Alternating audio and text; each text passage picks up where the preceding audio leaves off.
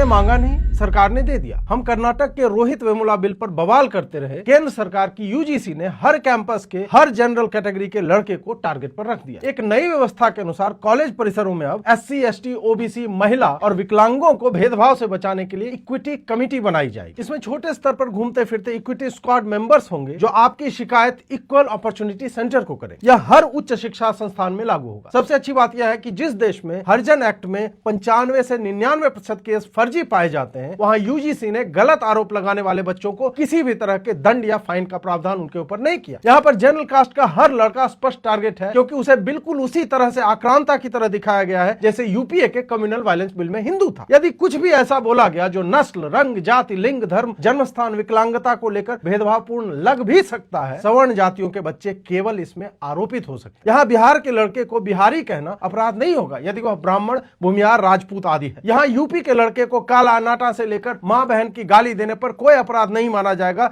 जबकि वह उसके प्रतिकार में वही बातें सामने वाले दलित को बोले तो वह अपराधी हो जाएगा। मोदी जी को चाहिए कि एक प्रधानमंत्री जहर योजना चलाएं और सारे सवर्णों को एडमिशन के समय एक एक गोली उनके दांतों में लगवा दें, जिसे वह उचित समय जानकर आत्महत्या कर सके, क्योंकि उसका जीवन तो आपने आरक्षण और हरिजन एक्ट में 72 प्रोविजन डालकर हराम कर ही रखा। कभी कोई IAS तो कभी कोई सांसद सवर्ण की बेटी मांग रहा है, जैसे कि खाना चल रहा है यहाँ पर। सब चंगासी जब तक भाजपा चुनाव जीत रही है। लग तो ऐसा रहा है कि विकसित भारत केवल एक बकचोदी भरा जुमला रह गया है, जिसमें अंबेडकर के नाम के पंचतीर्थ होंगे और प्रतिभा की भ्रूण हत्या होती रहेगी। जो बचेंगे उसे कांग्रेस का कानून मारेगा और फिर भी जो बच जाएंगे उसके लिए कैंपस में आपने इतनी अच्छी व्यवस्था कर ही दी है। नमो नमो।